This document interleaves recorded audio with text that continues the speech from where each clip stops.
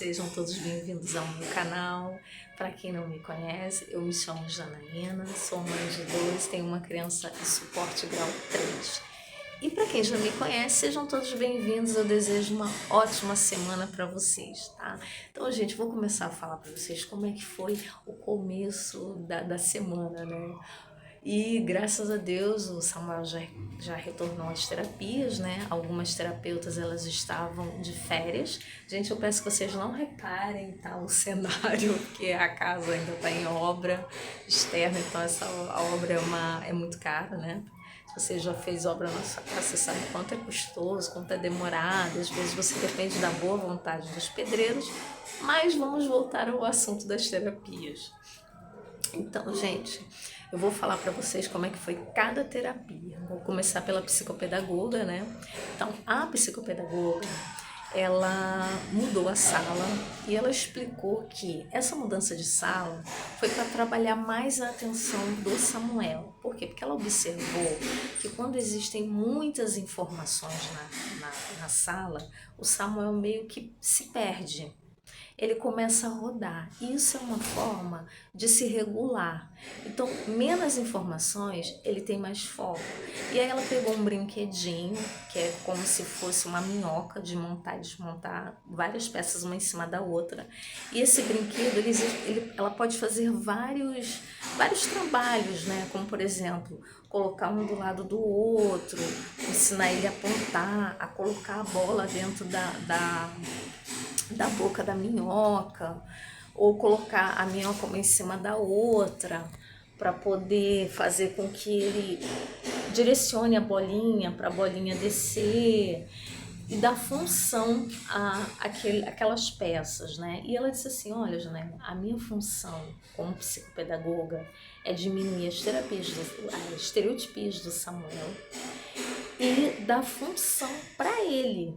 Tá? Então, diminuir essas estereotipias, porque o Samuel ele tem muitas estereotipias, que são os flaps, né?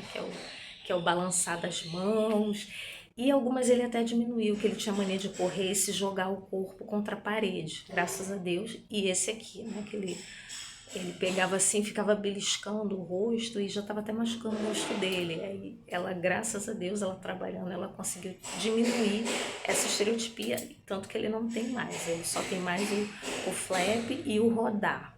Isso aí é algo que é desde pequeno que ele faz isso, então foi dos primeiros sinais do autismo do Samuel foi esse. Isso não significa, gente, que toda criança que rode é autista. Tem que ter uma investigação maior, pode ser muitas coisas, pode ser até uma brincadeira que a criança possa estar ali rodando, tá? Então, tem que fazer uma investigação, é o que eu sempre, quando uma mãe me procura, né? Meu filho, ele é assim, será que ele é autista? A primeira coisa que eu falo, mãe, não te preocupe, procura um médico especialista, tá? Que vai te orientar melhor, que vai pedir exames. E a senhora não precisa se preocupar.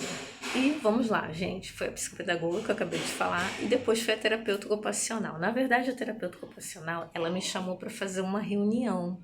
E aí ela conversou comigo e falou assim, mãe, eu vejo que o Samuel, ele melhorou essa questão de colocar na boca. E eu, junto com as outras terapeutas, estamos fazendo uma investigação se o Samuel ele é hipersensível ou hipossensível, né? Se ele sente muita dor. E aí ela falou assim, mas eu acredito que ele é hipo, porque como ele tem uma tendência a ficar batendo, esqueci de falar pra vocês, ele tá com a mania de ficar batendo tudo. E parece que ele não sente dor, então ele pode vir a ser um hipossensível.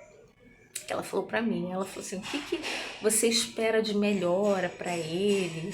Aí eu falei assim, não, que continue a trabalhar, né, essa questão de colocar objetos na boca para ele diminuir e diminuir um pouquinho a agressividade, porque como o Samuel ele ficou uns 2, 3 meses sem terapia, porque ele estava com muito refluxo, então eu acredito que isso aí mexeu com ele, então ele ficou muito em casa, né?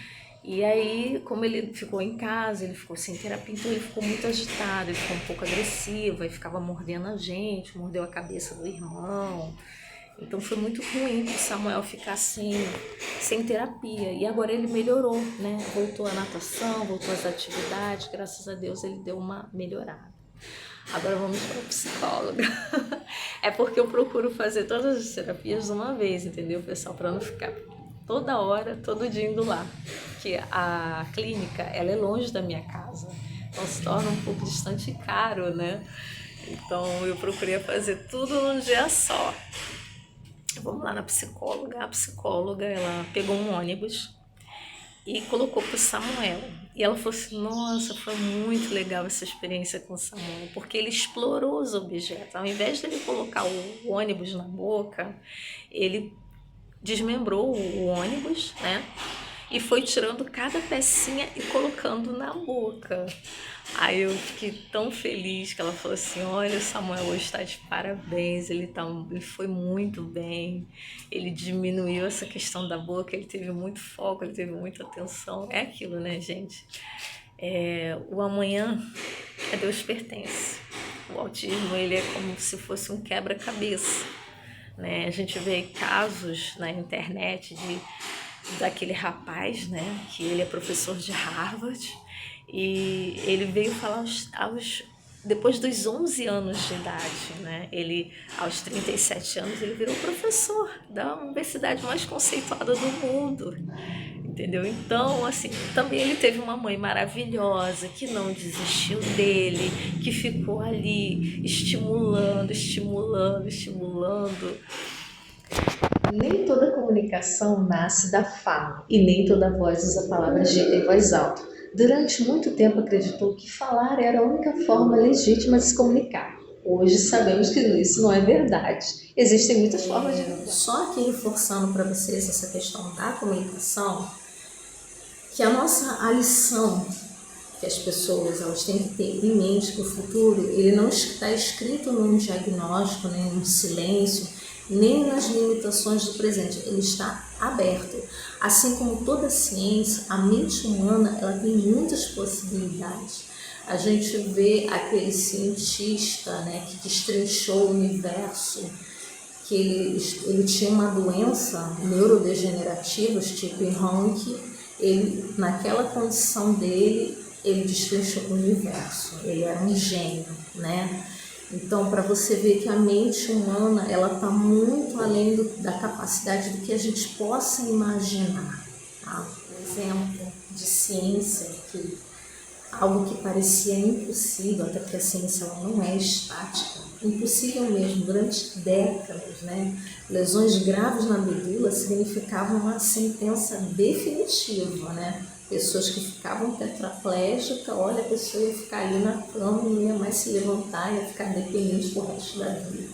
Aí, ao longo dos anos, a gente vê pessoas, né, que se destacavam nas Olimpíadas, né, que com muita fisioterapia a pessoa conseguia, mas não era, vamos dizer assim, a pessoa não voltava totalmente, né, Hoje é uma outra realidade. Pesquisas brasileiras com a polilamina, que é uma proteína que foi descoberta por uma cientista da onde brasileira, mostrou resultados imprescindíveis, tá?